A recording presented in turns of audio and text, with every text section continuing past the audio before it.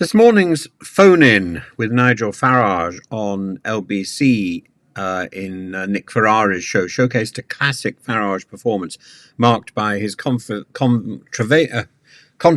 confrontational style and quick rebuttals to the criticisms levelled against him, and the exchange between Farage and some of the guests, some of the people, as well as his comment.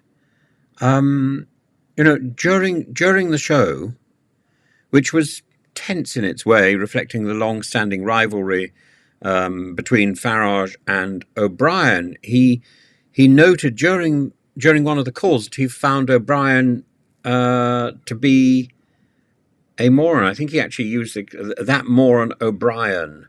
No wonder I need security, he says, and then talked about the size of his security. The detail is big, and Ferrari asked him how big, and he was a bit vague. It's big, and it's changed a lot because of people like that. And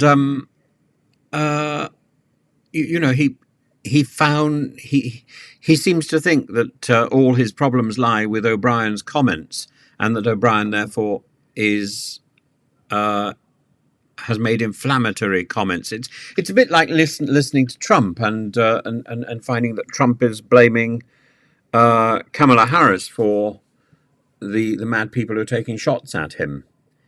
But the discussion took a number of personal turns. There was a person calling from Stretton who confronted Farage about his role in stoking racial tension, especially considering his family's immigrant background. And I think the person was called Vidal, who pointed out that the impact of Farage's rhetoric on minority communities, mentioning how some black and Asian businesses had to close during the riots due to safety concerns, and Farage's response was deflective, emphasizing that if he didn't have immigrant roots, if he had immigrant roots, they were centuries back, and thus irrelevant to the current issue.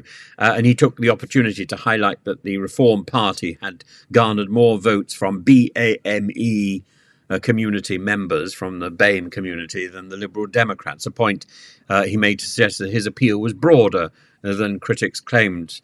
And the caller, Vidal, referenced polling data indicating that 51% of the public found Farage personally responsible for the riots, and Farage dismissed this as the result of lies and incitement spread by politicians and broadcasters, insinuating then that figures like O'Brien were to blame. He reiterated his demand for transparency from the authorities, arguing that if the truth had been revealed about the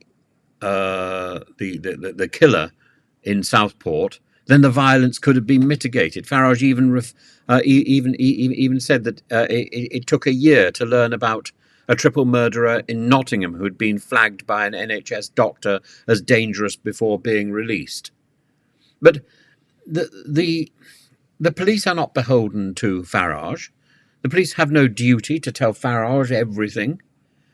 And there comes a point where the rioters have to take responsibility for their actions, and Farage has to take responsibility for his provocative questions. Those provocative questions based on the sort of provocative questions put forward by Tommy Robinson, by Trump. It's a particular technique of the far right, and it's something that was that can be traced all the way back to the 1930s. The conversation took a lighter turn, of course, when Steve commended Farage for his resilience and inquired about his support for Donald Trump. And Farage's defense of Trump was, of course, staunch, attributing global stability to Trump's leadership and contrasting it with what he saw as Biden's missteps, particularly in Afghanistan. And I must say, to Farage's credit, I think he's got a much better understanding of that situation than many. I think Biden's follow-through of Trump's agreement was appalling, and appallingly handled, not least by Dominic Raab here in the United Kingdom. Or rather, Raab, of course, was sunning himself on a beach in Crete. But Farage claims, he asserted, that Trump's foreign policy, including the Abraham Accords was instrumental in maintaining peace, and that Trump would not have withdrawn all the troops from Afghanistan so suddenly. He defended Trump's controversial comments about immigrants and their alleged behavior. There, of course, I disagree with him entirely, suggesting that while Trump's statements often seemed outlandish initially, particularly his comments about people eating cats in Springfields, they usually had some basis in truth. And the topic of the Capitol riots was also broached, and Farage conceded that Trump showed poor judgment in organising the rally on January the 6th, but denied that it was a deliberate coup attempt and said that there had been selective reporting. He downplayed Trump's responsibility, suggesting that the violent outcome was not the intended result.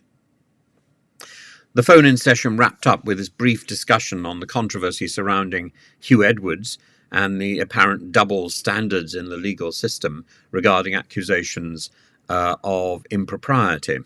And Farage expressed frustration at the inconsistency of legal consequences, comparing the Hugh Edwards case to cases where individuals had received severe punishments for online harassment. Overall, Farage used his platform to reinforce his image as a politician who challenges the status quo, who speaks uncomfortable truths, or at least what he would, his version of truth, his truth, while also positioning himself as a victim of unfair media representation and political attacks.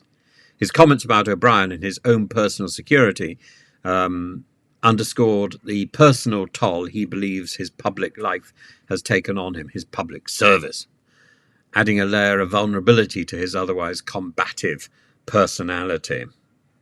But, you know, when you're a guest on a radio platform and you refer to the next presenter as that moron O'Brien, I think you're open to all the comments that James O'Brien might want to dish out, and he certainly did in the few seconds just as his programme went on air. Farage would not have had an opportunity to take off the headphones. He would have heard it. It would have been blasted into his ears as he was getting out of his seat. He deserved that one.